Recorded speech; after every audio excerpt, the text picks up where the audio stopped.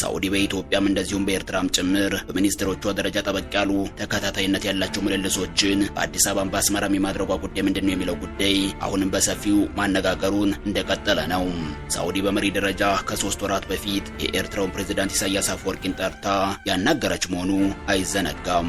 ሳውዲ አረቢያ በአዲስ አበባም እንደዚሁም በአስመራ ጉዳይ ምክክር ማብዛቷ አንዳች የሆነ ነገር እንዳሰበች የሚያመለክቱ ሁኔታዎች አሉ በማለት አስተያየታቸውን የሚሰጡም አልጠፉም። አንዳንዶቹ አስተያየቶች ሳውዲ ምናልባትም ሁለቱን ሀገራት ለማስታረቅ ወይንም መካከላቸው የተፈጠረውን ውጥረት ለማርገብ እየሰራች ነው የሚሉ ሆነው ይታያሉ። ይህንንም የሚሉት የሳውዲ አረቢያን የቀደመውን ተመሳሳይ እንቅስቃሴዎችን በማስታወስ ነው። ጠቅላይ ሚኒስትር አብይ አህመድ ወደ ስልጣን መምጣታቸውን ተከትሎ የዛሬ 8 ዓመት አካባቢ ኢትዮጵያና ኤርትራ የቀደመ ዝግ ግንኙነታቸውን ቀሪ አድርገው የእርስ በርስ ግንኙነታቸውን ሲያደርጉ ሳውዲን በጊዜው ጠቅላይ ሚኒስትር አብይ አህመድንና ፕሬዝዳንት ኢሳያስ አፈወርቂን ሪያድ ጠርታ የእውቅና ሽልማትን ከማበረከት ጀምሮ መሪዎቹ የስምምነት ፊርማቸውን እንዲያኖሩ ያደረገችበት ሁኔታም የነበረ መሆኑ የሚታወስ ነው። እነዚህን የጊዜውን የሳውዲን ተግባራት የሚያስታውሱ ሰዎች ሳውዲ ምናልባትም አሁንም ቢሆን ሁለቱን ሀገራት ለማነጋገር ጥረቶችን ጀምራ ይሆናል በማለት የሚኒስትሮቿን የአዲስ አበባና የአስመራ ምልልስ ምክንያት ሲያስቀምጡ ይታያል። በእርግጥ እስካሁን ድረስ ባለው ሁኔታ በሳውዲ አረቢያ ሚኒስትሮች የአዲስ አበባና አስመራ ምልልሶች ዙሪያ በሪያድም በአዲስ አበባም ሆነ በአስመራ በኩል የተሰጠ ፍንጭ አልታየም። ውይይቶችን ተከትሎ የሚወጡ መረጃዎች ባለስልጣናቱም በሁለትዮሽና ቀጠናዊ ጉዳዮች ዙሪያ መከሩ ከሚለው የተለመደ አይነት ዲፕሎማሲ ገለጻዎች ያለፈ ሆኖ አልታየም። በሳውዲ አረቢያ የበረታ ዲፕሎማሲ ኢትዮጵያና ኤርትራ ነገር አለዝበው ሊታረቁ ይችላሉ የሚለው ስጋት ያደረባት ግብጽ ብርድ እያላት ነው። በዚህም ሳውዲ አረቢያ ምክትል የውጭ ጉዳይ ሚኒስትሯን ወደ አዲስ አበባ ባላከችበት ሁኔታ የግብፁ ፕሬዝዳንት አብዱል ፈታህ አልሲሲ በፍጥነት ወደ ሳውዲ በመጓዝ ጾም ላይ የነበሩትን የሳውዲውን ልዑል አልጋ ወራሽ መሐመድ ቢን ሳልማንን አናግረው ወደ ካይሮ ተመልሰዋል። የፕሬዝዳንት አብዱል ፈታህ አልሲሲ የጅዳ ሩጫ እንደ መሪ የጉብኝት ፕሮግራም ነው ሊባል የሚችል የቀደመ ፕሮግራም ያልተያዘበት መሆኑን መረጃዎች እያመለከቱ ነው። አልሲሲ ከኢትዮጵያ ጋር በተያያዘ የአባይን ጉዳይ ከቀይ ባህር ጋር አያይዘን መደራደር እንችላለን የሚል ደብዳቤ ለጠቅላይ ሚኒስትር አብይ አህመድና ለፕሬዝዳንት ትራምፕ መላካቸውን የዘናሽናል ዘገባ አመላክቷል። ፕሬዝዳንት አብዱል ፈታህ አልሲሲ ይህንኑ ደብዳቤ ለአዲስ አበባና ዋሽንግተን ወጪ ካደረጉ በኋላ እሳቸው ደግሞ በፍጥነት ወደ ሳውዲ አረቢያ ሪያድ አምርተዋል። አልሲሲ ወደ ሳውዲ አረቢያ ሪያድ አምርተው ከሳውዲው ልዑል አልጋ ወራሽ መሐመድ ቢን ሳልማን እየመከሩ ባሉበት ወቅት የሳውዲው ምክትል የውጭ ጉዳይ ሚኒስትር ዋሊድ አልከሬጅ አዲስ አበባ ላይ ከውጭ ጉዳይ ሚኒስትር ጌዲዮን ጢሞቴዎስ ጋር የመከሩበት ሁኔታም ታይቷል። ሚኒስትሩ ከቀናት በፊት አስመራ ላይ ከፕሬዝዳንት ኢሳያስ ጋር የመከሩበት ሁኔታ እንደነበር የሚታወስ ነው። በጊዜውም ትናንት አዲስ አበባ ገብተው የመከሩት የሳውዲው የውጭ ጉዳይ ሚኒስትር ዋሊድ አልከሬጅ አስመራ በነበሩበት በዚያው ሰሞን ሳውዲ በተመሳሳይ መልኩም የውጭ ጉዳይ ሚኒስትሯን ልዑል ፋይሰል ቢን ፋርሃን አዲስ አበባ ልካም ነበርም። ከዚያ ቀደም ብሎም ውጭ ጉዳይ ሚኒስትር ጌዲዮን ጢሞቴዎስ ወደ ሪያድ አምርተው የመከሩ መሆኑም እንደዚሁ የሚታወስ ነው። በኢትዮጵያ በኩል ከባህር በር ጋር ተያይዘው የሚነሱ ጥያቄዎች አሉ። የባህር በር መውጫው ደግሞ ቀይ ባህር ነው። ሳውዲ አረቢያ አንዷ የቀይ ባህር ተጋሪ ሀገር ናት። ቀይ ባህርን በቀኝና በግራ ወይንም ማዶና ማዶ ሆነው ከሚዋሱት ሀገራት መካከልም ሳውዲ አረቢያ፣ ኤርትራ፣ ግብጽ፣ ሱዳን፣ ጅቡቲና የመን ይገኙበታል። ሳውዲ ከሁለቱም የቀይ ባህር ተጋሪ ሀገራት መካከል የረጅሙን የቀይ ባህር ዳርቻ የምትጋራ ሀገር ናት። በባህሩ ዳርቻም በዓለማችን ግዙፍ የተባለለትን የመዝናኛ ከተማንም በመገንባት ላይ ትገኛለች። በአጠቃላይ ሲታይ ሳውዲ ቀይ ባህር ላይ በብዙ መልኩ ያላት ብሔራዊ ጥቅም ከፍ ያለ ሆኖ ይታያል። ሌላ አቅጣጫ ሳውዲ አረቢያ በኢንቨስትመንቱና በዲፕሎማሲው ዘርፍ ከኢትዮጵያ ጋር ያላት ግንኙነት ዘርፈ ብዙ ሆኖም ይታያል። በኢትዮጵያ ባለው የውጭ ቀጥተኛ ኢንቨስትመንት ፍሰት ሳውዲ አረቢያ ከቻይና፣ ህንድና ቱርክ ጋር የተቀራረበ ኢንቨስትመንት ያላት አገር ናት። በኢኮኖሚው አቅጣጫ ሳውዲ አረቢያ ከኤርትራ ጋር ያላት ግንኙነት እዚህ ግባ የሚባል ባይሆንም የሳውዲ ባለስልጣናት በኢሳያስ በኩል ያላቸው ተሰሚነት ግን እጅግ ከፍ ያለ ሆኖ ይታያል። ብዙም የውጭ ጉዞ የሚያደርጉት ኢሳያስ እግር ከሚያበዙባቸው ሀገራት መካከል ሳውዲ አረቢያ አንዷ ናት። ኤርትራ ከየትኛውም ሀገር ጋር በኢኮኖሚ የተሳሰረ ግንኙነት ስለሌላት ከሳውዲ ጋር ያላት ግንኙነትም ቢሆን ከኢኮኖሚ ይልቅ ፖለቲካው ላይ ያተኮረ ሆኖ ይታያል። ይህም በመሆኑ ሳውዲ በኤርትራ ዲፕሎማሲና ፖለቲካ ውስጥ ያላት ተሰሚነት ከየትኛውም ሀገር በላይ ከፍ ያለ ነው ቢባል ማጋነን አይሆንም። እናም ሳውዲ መልካም ይሁንታዋ ሆኖ ኢትዮጵያና ኤርትራ እንዲነጋገሩ ላድርግ ብትል በተለይ በኤርትራ በኩል ብዙም የሚከብዳት ሆኖ አይታየም። በዚህ አቅጣጫ ኢትዮጵያን የማግለል ሁኔታዎችም በግልጽ ሲታዩ ከርመዋል።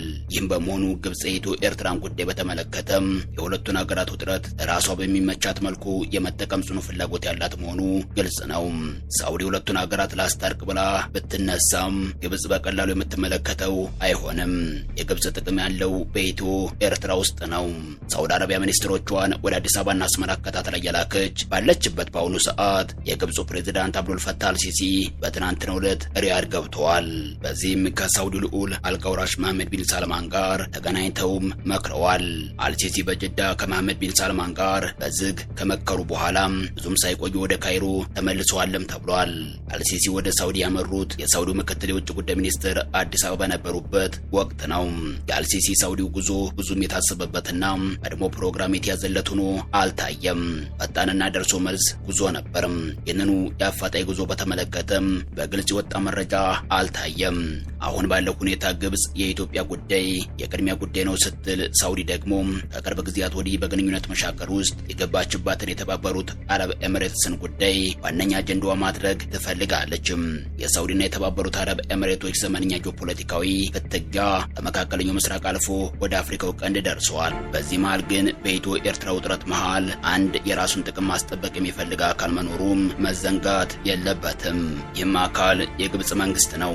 የግብጽ መንግስት ከኢትዮጵያ ጋር የገባበትን የህዳሴው ግድብ ውዝግብ በቀጥታ መፍታት ስላልቻለም ነገሮችን ከቀጠናው ፖለቲካ ጋር አስተሳስሮ የራሱን ጥቅም ማስጠበቅን ይፈልጋል። ለዚህም ሲባል ግብጽ ከሰሜን አፍሪካ በመነሳት በኢትዮጵያ ዙሪያ ካሉ ጎረቤቶች ጋር በአዲስ አይነት ግንኙነት ውስጥ ትገኛለችም። ግብጽ በአዲስ መልኩ በአፍሪካው ቀንድ የምትሄድበት መንገድ ራሱን የቻለ ፖሊሲ ተቀርጾለት እየተተገበረ ያለ ነው። ግብጽ በአባይ ጉዳይ ከኢትዮጵያ ጋር የገባችበትን ውጥረት በአሸናፊነት ለመወጣት ያስችለኛል ብላ ካሰበቻቸው አካሄዶች መካከል አንደኛው ከኢትዮጵያ ጎረቤት ሀገራት ጋር ጠንካራ ግንኙነቶችን በማመስረት ኢትዮጵያን በቀጠና የተገለለች ማድረግ ነው።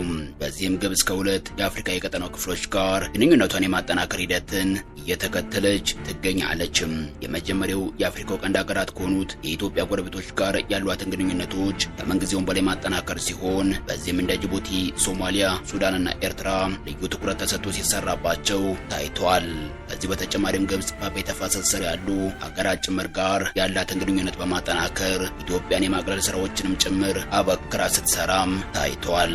የአባይ ተፋሰስ ሀገራት የሚባሉት ኢትዮጵያና ግብጽን ጨምሮ 10 ሀገራት ናቸው። ሱዳን፣ ደቡብ ሱዳን፣ ኬንያ፣ ኡጋንዳ፣ ዲሞክራቲክ ሪፐብሊክ ኮንጎና ሩዋንዳ ተጠቃሾች ናቸው። ግብጽ ከተወሰኑ ጊዜያት ወዲህ እነዚህን ሀገራት ጠበቅ አድርጋም ታይታለችም። ሁለቱ ሀገራት ከየመን እስከ ሱዳንና ሶማሊያ ድረስ በሌሎች ሀገራት መፋተጋቸውን ቀጥለዋል። በዚህ መሃል ደግሞ ግብጽ የአባይን ጉዳይ አጀንዳው አድርጋ ብቅ ብላለችም። ከኤርትራ ጋር የገባችበት ውጥረት እየከረረ የመጣው ኢትዮጵያ ከተባበሩት አረብ ኤሚሬቶች ጋር ያለ ግንኙነት መጠናከሩ አስመራ ሌላውን ጽንፍ የኃይል አሰላለፏን ከሳውዲ ጋር እንድታደርግ አድርጓታል። እርግጥ ቀደም ብሎም የኢሳያስ አካሄድ የሳውዲ መስመርን የሚከተል ሆኖ ይታያል። ኤርትራ ይህንን አካሄድ መከተል የጀመረችው ሳውዲና የተባበሩት አረብ ኤሚሬትስ ባላንጣዎች ከመሆናቸው አስቀድሞ ነበርም።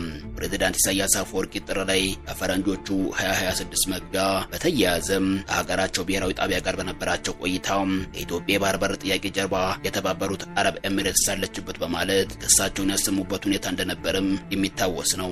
በተጨማሪም የተባበሩት አረብ ኤሚሬቶች ኢትዮጵያና ሌሎች ጎረቤት ሀገራት በመጠቀም ሱዳንን የመውረር ፍላጎት አላት ሲሉ ወንጅለዋል። ኤርትራ ከሳውዲ ጋር ከሆነችው ግብጽ ጋር ያላት ግንኙነት ከሪያድ ጋር ትስስሯ እንድታጠናክር አግዟታል። ባለፉት ቅርብ ወራትም የሶስቱ ሀገራት መሪዎችና ባለስልጣናት ሪያድ፣ ካይሮና አስመራ ውስጥ ተገኝተው ስለ ቀይ ባህር ደህንነት ተከታታይ ውይይቶችን አድርገዋል። ጅቡቲም እንደ ኤርትራ ሁሉ ከተባበሩት አረብ ኤሚሬቶች ጋር ያላት ግንኙነት ባለፉት ዓመታት እየሻከረም ከሳውዲ አረቢያ ጋር ደግሞ ይበልጥ እየተወዳጀች መጥታለችም።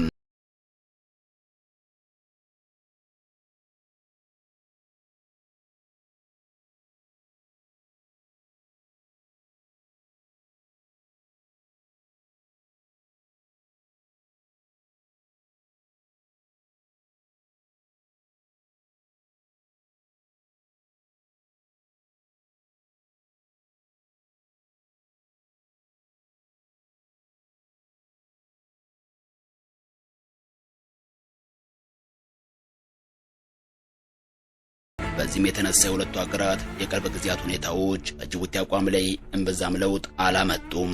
ከዚህ በበለጠ ለጅቡቲ አሳሳቢ የሆነው ጉዳይ እስራኤል ለሶማሊላንድ የሰጠችው እውቅና ነው። የጅቡቲ ወደብ ዋነኛ ተጠቃሚ የሆነችው ኢትዮጵያ ቴል አቪቭን ተከትላ ለሶማሊላንድ እውቅና ልትሰጥ ትችላለች የሚል ስጋት ጭሮባታል። አዲስ አበባና ሀርጌሳ የወደብ ስምምነት ላይ የሚደርሱ ከሆነ 95 በመቶ የሚሆነውን የኢትዮጵያን የባህር ላይ ገቢና ወጪ ንግድ በምታስተናግደው ጅቡቲ ላይ ከፍተኛ የንግድ ኪሳራን ያመጣል። በዚህ ምክንያት ጅቡቲ ሶማሊያ የሶማሊላንድ እውቅናን በመጻረር የከፈተችውን ዲፕሎማሲያዊ ዘመቻ በማገዝ ከፍተኛ ሚና እየተጫወተች ነው። አሁን ግብጽ ከሳውዲ ጥረት ኢትዮጵያና ኤርትራ ሊታረቁብኝ ይችላሉ የሚለው ስጋት ውስጥ የገባች ይመስላል። የግብጽ ባለስልጣናት የሚያስቡት የግብጽ ጥቅም የሚጠበቀው በአፍሪካው ቀንድ መረጋጋትና ሰላም ሳይሆን ውጥረትና ጦርነት ውስጥ ነው በሚል ነው።